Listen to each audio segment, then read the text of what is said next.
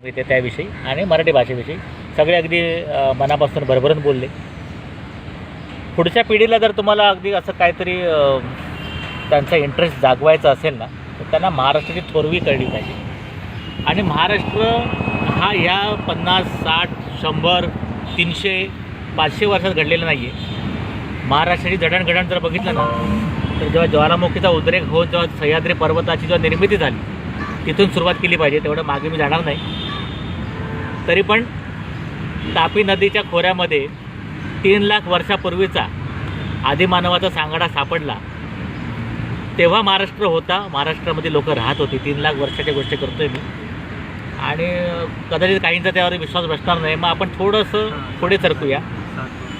ऋग्वेदाच्या काळात म्हणजे अश्मयुगानंतर लोहयुगाच्या वेळेला ऋग्वेदामध्ये अपरांतक असा उच्चार आहे महाराष्ट्राचा. अपरांतक म्हणजे पश्चिमेकडचा देश, भारतामधला पश्चिमेकडचा देश. अपरांतक असा ऋग्वेदकालीन उल्लेख आहे, तो हा महाराष्ट्र. त्याच्यानंतर जर आपण आलो तर परशुरामाच्या काळामध्ये म्हणजे साधारणतः 9000 वर्षापूर्वीचा हा इतिहास सांगतो मी. परशुरामांनी पूर्ण ही धरती निक्षत्रिय केली 21 वेळा आणि मग ती एका ब्राह्मणाला दान करून स्वतःचं एक वेगळं राज्य निर्माण केलं, ते कोकण राज्य. आणि मग ते महेंद्र पर्वतावरती तपस्या करता निघून गेले. तो हा कोकण पट्टा म्हणजे अगदी तुमच्या सुरत पालघरपासून पूर्ण कोचीनपर्यंतचा हा जो पट्टा आहे ना, ही परशुरामाची निर्मिती, हा महाराष्ट्र. आणि ते जे महेंद्र पर्वतावरती गेले ना, तो आजचा महेंद्रगिरी. तुम्ही आज जर चिपळूणला परशुराम लोटेजवळ गेलात तर तिथला तो 1000 फूट उंचीचा जो एक छोटासा पर्वत आहे, ज्याच्यावरती परशुराम लोटेचं मंदिर आहे, त्याला महेंद्रगिरी पर्वतच म्हणतात. सुंदर आहे ना, त्याला महेंद्रगिरी पर्वत म्हणतात. तो हा महाराष्ट्र. त्याच्यानंतर रामायण काळीन जेव्हा त्यांचं खरं कर्तृत्व दाखवण्याकरता 14 वर्ष वनवासात गेले, तेव्हा ते दंडकारण्यात आले. ते दंडकारण्य आपलं नाशिक म्हणजे पंचवटी, जिथे आजही आपण रामाची पूजा करतो. पंचवटीमध्ये आपण जातो तीर्थक्षेत्र म्हणून. तिथेच सीतेचं अपहरण झालं होतं. मारीच राक्षस म्हणा, शूर्पणखा म्हणा, रावणाने येथे येऊन जटायूशी युद्ध केलं. या सगळ्या घटना सगळ्या महाराष्ट्रातल्या. म्हणजे त्यावेळेचा तो महाराष्ट्र दंडकारण्य.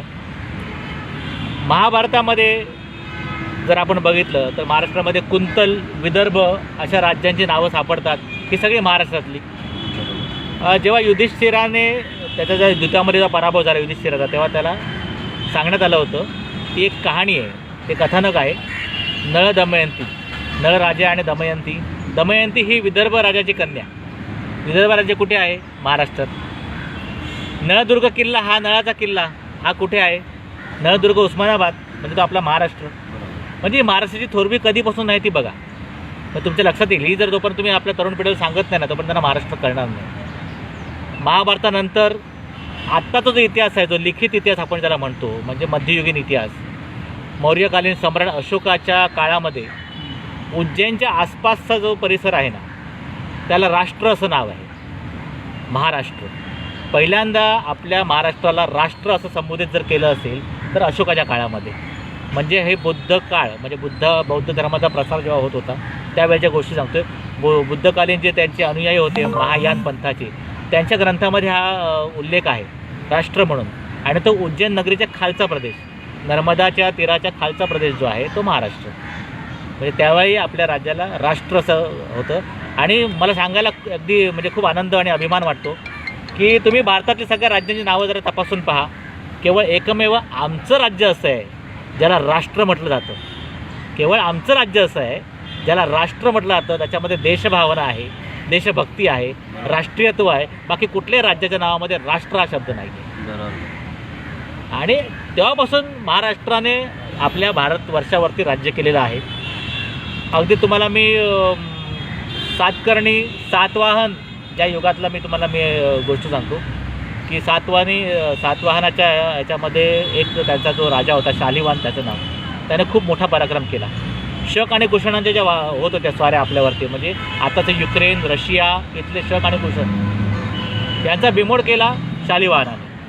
आणि त्यावेळेला जी लढाई झाली होती ती कुरुक्षेत्रात झाली होती. म्हणजे महाभारतकालीन पण कुरुक्षेत्र गाजलं, शालिवाहनच्या वेळेमध्ये पण कुरुक्षेत्र गाजलं, आणि नंतर पेशव्यांच्या पानिपतच्या वेळेला पण कुरुक्षेत्रच गाजलं. तर ते कुरुक्षेत्र महाराष्ट्रात ताब्यात होतं. शालिवाहन हा मराठी राजा, त्याची राजधानी ही प्रतिष्ठान म्हणजे आजचं पैठण, एकनाथ महाराजांचं पैठण, म्हणजे हा आपला मराठी राजा त्या शालिवाहनाने 1941 वर्ष अगोदर शकांचा पराभव केला. कुरुक्षेत्रात लढाई झाली होती आणि म्हणून तेव्हापासून आपण भारतीय कालगणना आहे ना ती शकेमध्ये आपण मोजतो. आज 1941 शके चालू आहे, म्हणजे त्या घटनेला 1941 वर्ष झाली. आणि म्हणजे 1941 वर्षापूर्वी मराठी राजा होता आणि म्हणून महाराष्ट्रही होता. मराठी भाषा ही एवढी जुनी आहे, सांगायची हिशोब एवढी जुनी आहे. आणि म्हणून मी तुम्हाला सांगतो की सातवाहनांचं जे राज्य आहे ना ते इसवी सन पूर्व 225 वर्ष आणि इसवी सनानंतर 225 वर्ष, 450 वर्ष सातवाहन शालिवाहन यांनी राज्य केलं आपल्यावरती. आणि हे मराठी राजा, भारतात सर्वात मोठं राज्य ह्यांचं. आणि तेव्हा त्यांची राष्ट्रभाषा होती ती महाराष्ट्रीय राष्ट्रभाषा, म्हणजे आताची मराठी राष्ट्रभाषा. म्हणजे मराठी राष्ट्रभाषा का असावी याचा हा धोरणात्मक मी मुद्दा मांडतो आहे की संपूर्ण भारतामध्ये मराठी ह्या राष्ट्रभाषेने जास्त वेळ काळ गाजवलेला आहे. त्यानंतर आपण पेशव्या काळात येऊच पुढे. आपण सातवाहनानंतर चालुक्य आले, यादव आले, राष्ट्रकूट आले, हे सगळे मराठी राजे यांनी भारतावरती राज्य केलं, कमीत कमी दक्षिण भारतावरती राज्य केलं. म्हणून मराठीची थोरवी, मराठी राज्यांची थोरवी महाराष्ट्र आमचा तेव्हापासूनचा आहे. त्यानंतर अनेक वर्ष मुघलांच्या खाली आपलं होतं महाराष्ट्र. साधारणतः 400 वर्ष आपण मुघलांचं राज्य अनुभवलं. त्यावेळेला जर सर्वात पहिल्यांदा या यवनांविरोधात लढाई करून, चारी पातशाह्यांविरुद्ध लढाई करून, त्यांना चित करून जर कोणी स्वराज्याची स्थापना केली असेल तर तो आमचा मराठी राजा छत्रपती शिवाजी महाराज. अभिमानाने नाव घ्यावं असं हे नाव.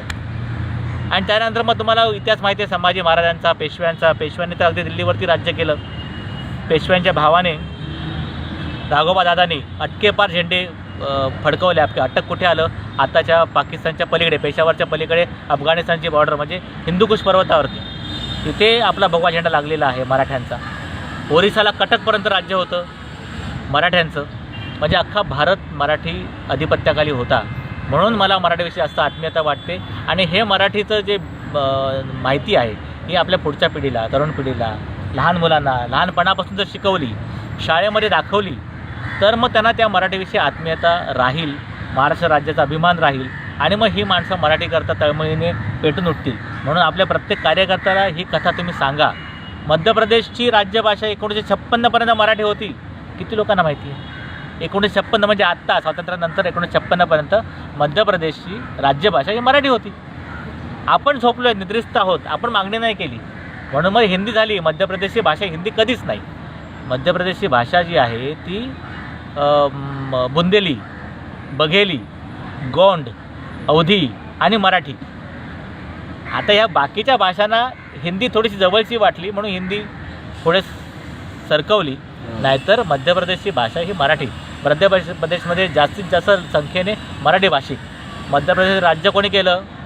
होळकर मराठी सरदार, शिंदे मराठी सरदार, सुमित्रा महाजन आता ज्या आपल्या लोकसभेच्या अध्यक्षा होत्या मराठीच आहेत. थोडं आपण झाशी साईडला जाऊया, झाशीची राणी मराठी, नेवाळकर मराठी, आपल्या कोकणातले. झाशीची राणीचं बालपण पुण्यात गेलं, तांबे हे मराठी. बडोद्याचे गायकवाड मराठी, पवार मराठी. या सर्वांनी उत्तरेवरती राज्य केलेलं आहे. तेव्हा मराठी भाषा तेव्हा राष्ट्रभाषा होती ना. मराठ्यांच्या काळामध्ये राष्ट्रभाषा काय होती? हिंदी होती. हिंदीची तेव्हा उत्पत्ती पण झाली नव्हती. हिंदी हा शब्दच नव्हता हो. हिंदी भाषा हा शब्दच नव्हता. पेशव्यांच्या काळापर्यंत हिंदी भाषा शब्दप्रयोग सुरू झाला 150 वर्षापूर्वी. म्हणजे 1857च्या लढाईच्या वेळेला पण हिंदी भाषा हा शब्दप्रयोग नव्हता. मराठी भाषा होती. मात्र मराठी भाषेचा इतिहास मी तुम्हाला लेखी 2220 वर्षाचा लिहून देऊ शकतो. आणि म्हणून ठामपणे सांगतो की मराठी ही अभिजात दर्जाची भाषा आहे. हिंदी नवी, एकदम नवी. हिंदीला 125 वर्षाचा पण इतिहास नाही. तुम्हाला जर विचारलं मी हिंदीचा एखादा जुना साहित्यिक सांगा, लेखक सांगा, तर तुम्ही अधिकाधिक प्रेमचंद मुंशीपर्यंत पोहोचता. त्याच्या अगोदरची हिंदी कोणाला माहिती आहे का हो? हिंदीचा इतिहास कोणी सांगावा मला. मी माझा इतिहास सांगतो ना, ज्ञानेश्वरांचा. मराठीत ज्ञानेश्वरी लिहिली 750 वर्ष झाली. त्याच्या आधी चांगदेव 1400 वर्ष चांगदेवांचं आयुष्य सांगतात. म्हणजे किती वर्ष जुनं असेल सुद्धा. त्याच्या आधी चक्रधर. त्याच्या आधी मी म्हटलं की बौद्धकालीन म्हणजे इसवी सनापूर्वी जे ग्रंथ लिहिले आहेत त्याच्यामध्ये मराठीचा उल्लेख आहे ना. त्याच्यामध्ये उज्जैन हे महाराष्ट्र किंवा राष्ट्र या भाषेमध्ये हा उल्लेख आहे. आपली कारल्याची जेव्हा लेणी कोरली गेली पुण्याला लोणावळ्याच्या जवळ जे कारल्याची लेणी लागतात म्हणजे एकविरा देवी, लोक एकविरा म्हणतात, एकविरा आताची देवी आहे.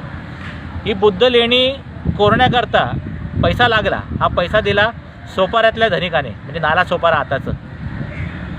म्हणजे हा मराठी भाषिकांचा इतिहास आहे. पण हा वारंवार लोकांना समजावून सांगितलं पाहिजे. हो, आपणच आपला गौरव नाही सांगितलं लोकांना कसं कळणार? लोकांना मराठी म्हणजे काय, मराठीचा मोठेपणा काय हा कळला पाहिजे. तर हा आपण स्वतःहून तो आपलं तोंड उघडून लोकांना सांगितलं पाहिजे. सरकार शिकवणार नाही, पाठ्यपुस्तकात दिसणार नाही, इतिहासात सापडेल, बकरीत सापडेल, पुस्तकात सापडेल, कोकणाख्यानात सापडेल, ऋग्वेदात सापडलेला आहे. पण हा आपण लोकांना सांगितला पाहिजे, तर लोक ह्याचा अभ्यास करतील आणि मग ती आपली ही जी शान आहे ना ही दिसेल लोकांना, आणि तर लोक थोडीशी वचकतील आपल्याला. शेवटची जर मी सांगितलं ना, राष्ट्रभाषा, आज राष्ट्रभाषा नाही भारताला, भारतीय संघराज्याला राष्ट्रभाषा नाही, 22 राज्यभाषा आहे. पण शेवटची राष्ट्रभाषा कधीतरी असेल ना भारताला, ती कुठली होती?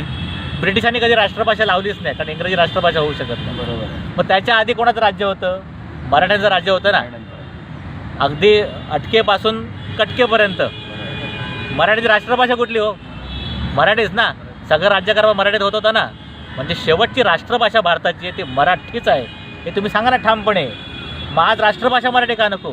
आपण राज्यभाषा म्हणून लढतोय, झगडतोय, मराठीला तुम्ही मान द्या. मी तर म्हणतो राष्ट्रभाषा मराठी करा. धन्यवाद.